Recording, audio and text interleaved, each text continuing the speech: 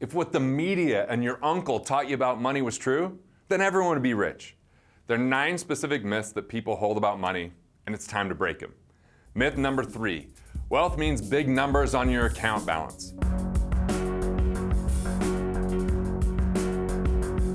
Being rich means lots of money. That's true, but being wealthy, that could be completely different.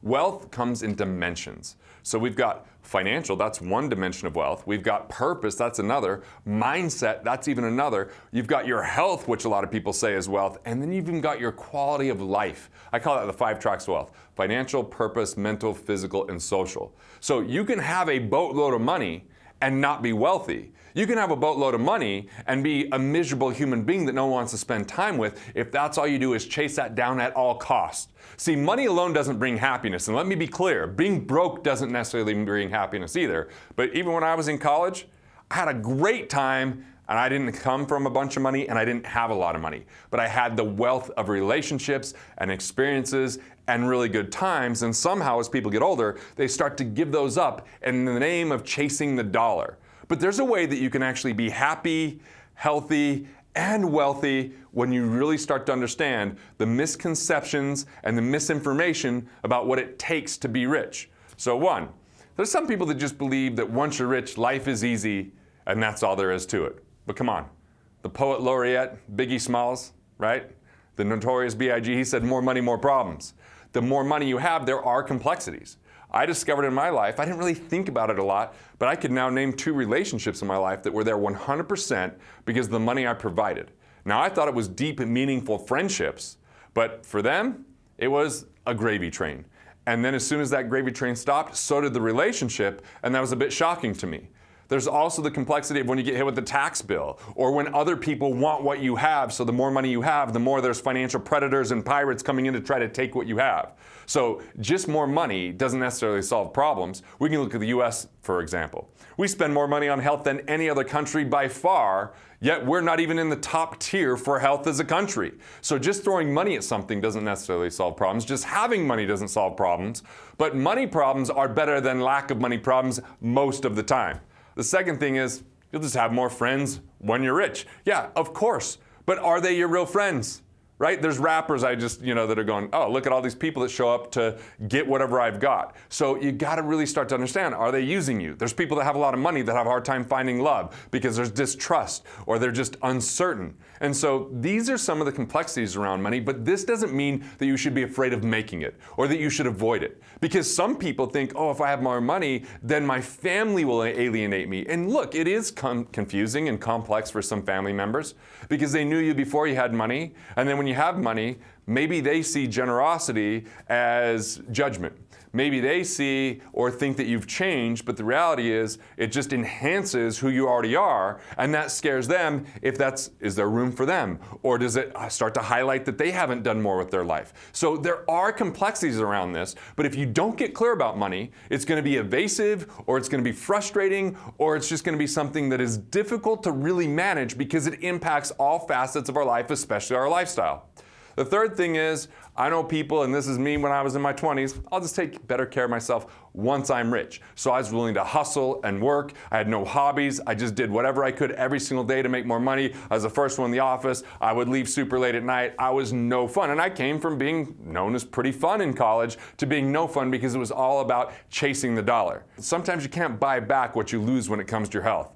And we see a lot of people, there's even someone on the Forbes 400 list that is a diabetic, didn't take care of himself, had his legs amputated. I'm pretty sure he'd give his money back for his health, but there's certain things if you neglect, whether that's your family, whether that's your health, whether that's your quality of life, that might deteriorate beyond repair. So you either have course corrections along the way, or you're forced to correct because of that being completely negligent. So the more likely thing is you get addicted to making more money if you're not clear about who you are and what you truly want and defining your win.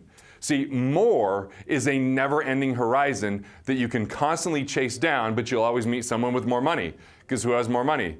Bill Gates or other people? There's still people with more money than him. Warren Buffett or other people. We can start looking at the Rothschilds. There's always going to be someone with more, and if your whole goal is on an external factor that you don't control, looking at what other people do, I remember when I did that, I could feel on top of the world one day and the next day feel like garbage. because someone else is more than me. And I think about my buddy Jeff, who had a private plane, pulled up next to another plane owned by John Huntsman, and he went from feeling on top of the world owning his plane to having a small plane compared to this other one and felt like a failure. That is looking external and chasing the dollar versus improving your quality of life, versus understanding that wealth comes in those 5 tracks, and it's about depth in each of those tracks and harmony.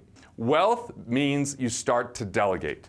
You delegate the things that you're not best at so you can actually free up time to relax, rejuvenate, and have a little recreation along the way. It means that you start considering quality of life. You take care of your health. You spend time with people that you love. You become a proper steward over your assets, not that you're micromanaging every piece of your estate, every detail of your life. So when we look at these tracks of wealth, money is one of those things that some people say it's not important. Well, guess what? If you say it's not important, probably not going to have a lot of it.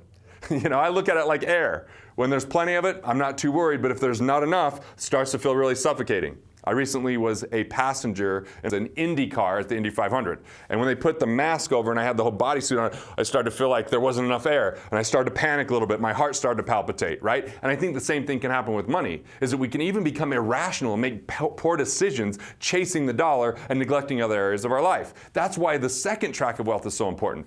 Purpose. When we have clarity on that, our bank account's going to get better because we have more energy, more zeal, more passion, more ability when we get really clear about what we're doing and why we're doing it. And when that really speaks to us, it's beyond just making the dollar, it's about making a better life. Now, mindset is critical because there's a scarcity mindset which destroys wealth, creates fear, doubt, and worry, and is irrational. And yet there's an abundance mindset which is the ultimate creator of value and of delivering that value into a way that generates wealth because it's born of innovation, ingenuity, and your own sole purpose. SOUL. It's your values, it's your abilities, it's your passions combined for the highest context of living. And when you think abundantly from purpose, you're going to be the best version of who you are and stack the odds in your favor to be as wealthy as you choose to be.